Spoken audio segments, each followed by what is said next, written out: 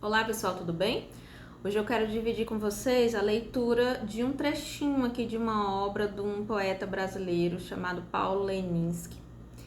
E vocês vão entender, tá? Depois dessa leitura, por que isso tem a ver com base segura, o que isso tem a ver com teoria do apego, tá bom? O texto diz assim: é a história de um menino que alimenta elefantes e tigres, tá bom? E vai desenvolvendo uma relação e uma reflexão sobre a relação com elefantes e tigres. Vamos lá. Daí por diante, a vida do garoto foi dar capim aos elefantes e carne para os tigres.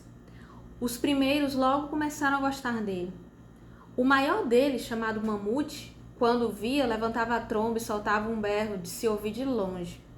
O menino passava debaixo das pernas daquele gigante sem medo nenhum. Mamute o agarrava com a tromba, o levantava e o punha nas costas. E montado no pescoço de Mamute, Baita sonhava que ia conquistar o mundo. A cada dia que passava, parecia que ele aprendia mais e mais com os elefantes. Mas logo estava na hora de alimentar os tigres. E com os tigres era diferente. Nenhum tigre queria ser seu amigo. Quando trazia carne, eles avançavam como se também quisessem comê-lo. Não tinham os olhos bons como os elefantes. Tinham olhos de aço verde, um fogo malvado brilhando lá dentro. Porque os tigres não gostam de ninguém, nem dos próprios tigres. Cada um vivia sozinho em sua jaula. Não eram como os elefantes que viviam em bandos, que ficavam juntos, os fêmeos, os machos, as crianças, sem brigar, sem disputar por comida. Baita impressionava-se com a velocidade daqueles animais listrados, com o seu jeito atento. Pareciam dormir com um olho aberto e outro fechado. Sempre desconfiados, ao primeiro ruído estavam de pé, rondando com aqueles olhos de gelar o coração de quem não fosse tigre. Devagarzinho ele foi entendendo a diferença entre os elefantes e os tigres. Até que um dia ele entendeu. A diferença é que os tigres tinham medo. Por isso é que eram assim. Tinham medo, só podiam dar medo. O mundo deles era um mundo de medo. Com os elefantes, não. Eles não tinham medo de nada. Tava tudo certo. Viver era bom. Baita já tinha tido medo de várias coisas nessa vida. Mas talvez nunca como um tigre.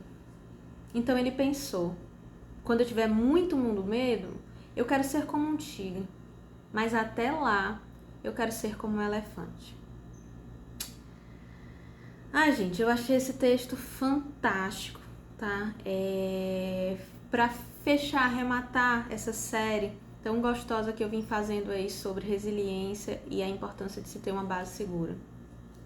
No nosso grupo de estudo, a gente vem estudando a obra Cuidados Maternos e Saúde Mental, e lá a Bowlby estuda os efeitos da privação de afeto na primeira infância. E uma das coisas que Bowlby fala com muita veemência é que o impacto de ter essa privação precoce traz aí na personalidade uma falta tão básica, uma falta tão primitiva, que torna essas crianças e futuros adultos com uma dificuldade tremenda de fazer relações, de confiar nas relações, de permitir ser acessado na intimidade, né?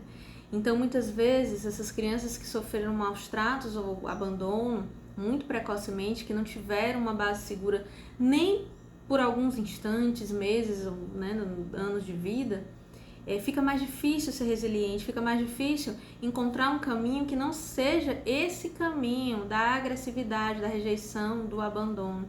E aí vira esse ciclo de repetição, né? Esse ciclo de violência que se perpetua. Esses dias eu também andei adentrando a obra de Alice Miller, né? E um dos livros que eu recebi esses dias, fazia tempo que eu queria ler, se chama No Princípio Era Educação. O primeiro título para ele seria Para o Seu Bem.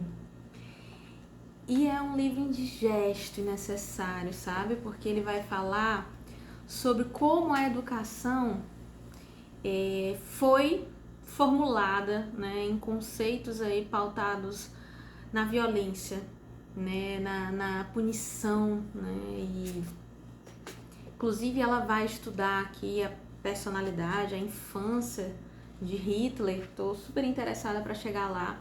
Mas ela quer entender como que essa violência é perpetuada, né? O que essas pessoas receberam de educação? Que educação é essa que leva a pessoas a conseguirem aceitar, tolerar modelos, modelos violentos de relação, né? É um longo caminho de estudo, não pretendo esgotar nesse vídeo, mas eu queria deixar para vocês aqui um pouco dessa mensagem que chega através desse poeta lindo que captou essa ideia do medo, e muitas vezes um medo profundo de alguém que já foi cruelmente machucado, né? Sendo uma resposta possível, a única resposta talvez que se conheça, né? E como o caminho do amor pode ser mais transformador, mais possível para a aprendizagem, né? Como ter uma base segura realmente pode mudar a visão, pode mudar o futuro, a capacidade de reagir diante de dificuldades da vida. Vocês veem que Baita, o personagem aqui, o menininho, ele diz: eu já tive muito medo nessa vida, mas talvez eu nunca tenha tido um medo como os tigres, porque eu ainda prefiro o lugar dos elefantes.